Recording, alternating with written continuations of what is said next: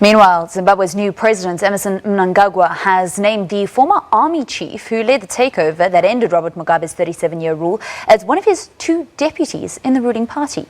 Retired General Constantino Chiwenga and long-serving State Security Minister Kembo Mohadi were appointed as Mnangagwa's deputies in the ZANU-PF party with immediate effect.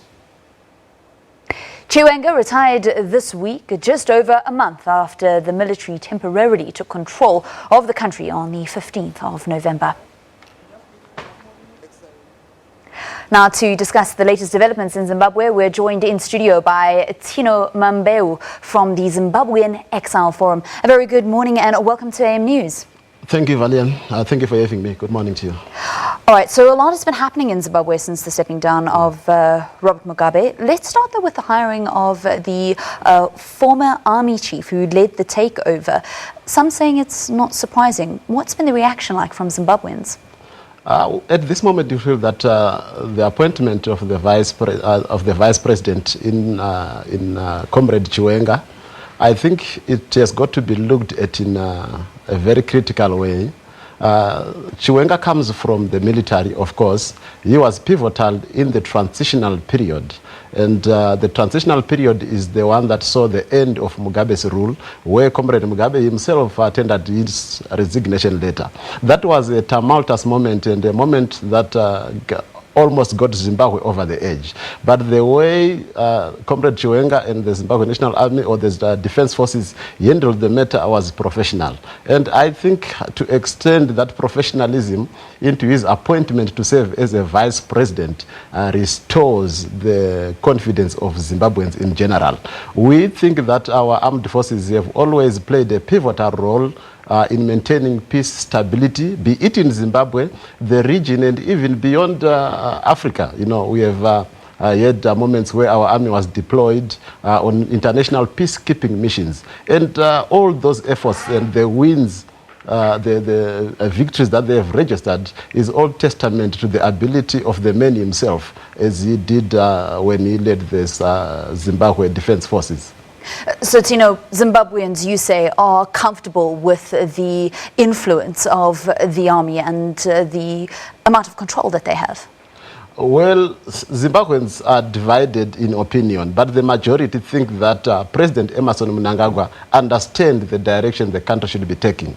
The country should take a direction which leads it to economic independence, to political independence. And there is no other right way to do that except for him appointing the people that he sees fit. Zimbabweans are very well aware of that. And you should also note one occasion that was momentous in this whole thing, the coming of President Mnangagwa to South Africa at the embassy to interact with the Zimbabweans. It was a gathering of more than 5,000 Zimbabweans who came and filled up the embassy residence, and they could not, the rest were actually on the streets. That shows the amount of confidence Zimbabweans have got in the administration of Emmerson Mnangagwa. Now, looking at his appointments, I think Zimbabweans feel that they've got the right man for the job. And in the military, there is a lot of discipline, and it's not quite odd. It has happened in America, it has happened in Russia, it has happened in Egypt, it has happened even with Paul Kagame. You always want people that are disciplined and people that are able to deliver on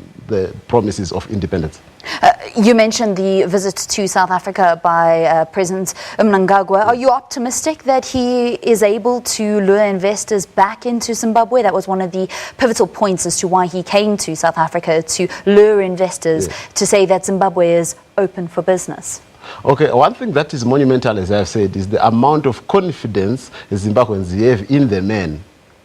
So that confidence now translates to investor confidence. Investors would not want to come if the people themselves do not feel confident with their own government. But that was testament to the confidence that we, the people have in the administration of Emmerson Mnangagwa. Now that trip sums it up, and it also gives another feature of a man who is prepared to find his people and speak to them. The majority of the people that were there are not business people, but these are the ordinary men in the street who wish to interact and who wish to hear from the president as he spoke. And he spoke clearly and without any equivocation and said that Zimbabwe was open for business. We carry the message that Zimbabwe is open for business, and the investors also that were there resonated connected well with the message. And as you played also the clip which shows the return of white farmers to come and farm in Zimbabwe. Those are white Zimbabweans that were displaced by a harsh system that could not accommodate different views. But we are now finding ourselves, we are now finding each other,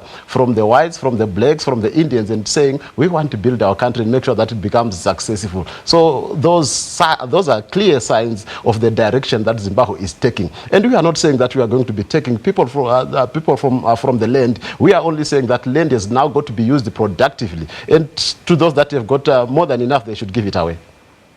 During the same visit, there was a group of Zimbabweans protesting outside of the meeting, accusing Mnangagwa of ordering the 1983-1984 massacre in Matabeleland. How do you think the president should respond to this? Should he apologize? Well, the president actually apologized a long time back on behalf of the government, on behalf of the people that were in power then, even on behalf of his former master, who is Robert Gabriel Mugabe.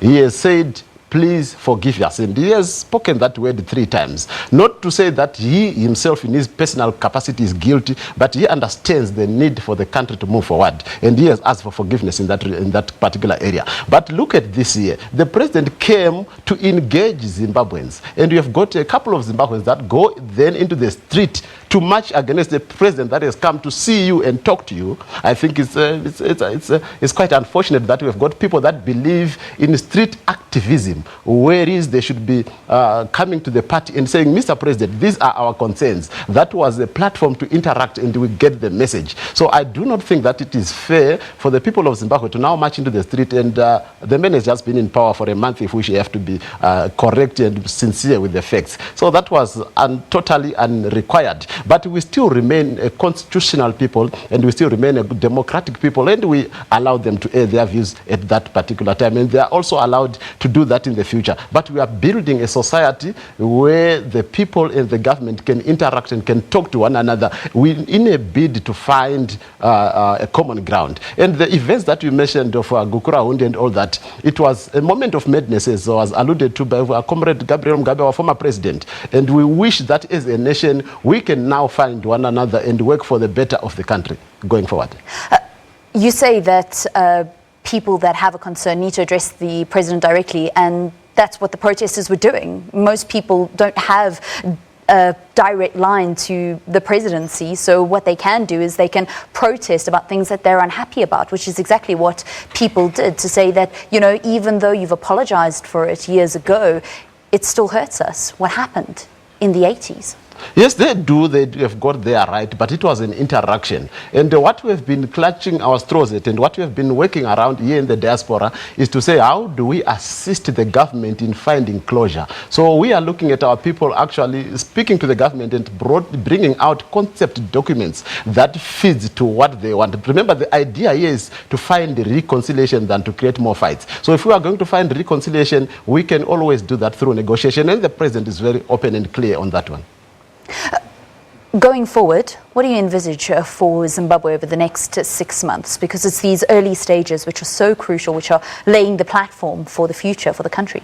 What we are going to see in the next 6 months is the people of Zimbabwe that are going back to their country, that are beginning to prepare to go back to their country, to go and function in a normal society. We have already seen from the president's inauguration speech that he is very open to business, number one, and he is a man that is anti-corruption. He has spoken about corruption in several areas, and you have also seen that there have quite been a number of arrests, and we are gathering, the police and all sectors of the state are gathering as much evidence to make sure that those that are found to be corrupt or that committed crimes are brought to book. But in a nutshell, Zimbabwe is going to have, as promised by the president, free and fair elections where the winner will have the duty to organize government and make sure that we carry Zimbabwe forward. But we know and we understand the task that is before us, and we encourage all Zimbabweans to now work together and find the success of the country. And I think it's never too late to start now, and we cannot continue to postpone our recovery and our efforts to make Zimbabwe better. It has to start now. This is actually the clear moment to start making Zimbabwe feel much better again. You mentioned that the diaspora are collecting themselves and preparing themselves to return home. Yes. What is the Zimbabwean government's sentiment towards those people that have left the country to go and make a life, many of them here in South Africa, but also in other neighboring countries? Are they saying, come back home, we need you? What is the government's sentiment to the diaspora? The president, in his speech at the embassy, was very clear. He said, whether you are a builder, you are a nanny, whichever capacity, whichever profession that you belong to, come back home and make a change and make a contribution that bring positivity to the economy of Zimbabwe. That is the center of the message. But of course, as I said, we have got to find the confidence of one another. And the government is busy putting policies in place that make sure that those that want to return home will always find it possible to survive. And I think as we go into elections, we will see more people going back home. Then also after elections, then a majority will start going back home to be productive. And the one critical part of our diaspora is the intellect that we do have. And we understand the potential that the diaspora intellects and professionals do have in making sure that Zimbabwe becomes an economic powerhouse in the region. And we are going to tap on those resources. We are going to tap on the friendships. We are going to tap on the networks that we have established as business, as professionals, to make sure that we transfer all that home. But it's not a one-man thing. It's not about Mnangagwa here. It's about the people of Zimbabwe coming together as one and saying this is the way that we are going to chart forward for our people. And the administration of Mnangagwa is already doing all it can to make sure that the situation or the circumstances become conducive for people to survive, for business to survive. And there is no other way to do that. We have seen the repealing of the Indigenization Act to make sure that foreign direct investment now comes to Zimbabwe. You remember that there was a requirement for 51% to go to the government and 49% to go to the investor. That has been taken out and is only applicable now to two minerals, which is platinum and diamonds. And the reason for that, obviously, is that we do not understand the amount of platinum that we have. But the rest of the minerals, investors are free to come and invest in Zimbabwe and take their money. Zimbabwe is now a destination where you can come and make money. That is the message from the president, and we are supporting it as well. You are at the pulse of how the diaspora feels, yes. Those people that have left the country because of their experiences. There's a lot of trust that needs to be gained by Mnangagwa's administration, by the people in charge, to say that we want you to come back, we want you to bring back your skills to the country so that, like you say, we can build the nation that we all want, and that this can be a unified effort to get Zimbabwe back to where we believe it needs to be. But that's not going to be easy, and it's not going to come very quickly, it seems, because to gain somebody's trust back is quite difficult. Well, I think I've mentioned to you, Valen, that we saw a momentous occasion where Zimbabweans came. They were not forced marched to come to the event. They came out of their own will. And that is cornerstone in whatever that we are going to do. And engagement is the key to everything that a government or a people can achieve. So we are willing to engage and we are willing to work together and we are willing to make our voices heard. And through this dispensation, I think we are on the right path to make sure that Zimbabwe becomes a great nation again. Tino Mambeu, thank you very much. Have a wonderful and blessed Christmas with your family. Thank you for having me. Tino Mambeu is from the Zimbabwean Exile Forum, just unpacking the current situation in Zimbabwe, as well as the appointment of Constantino Chiwenga as the second deputy.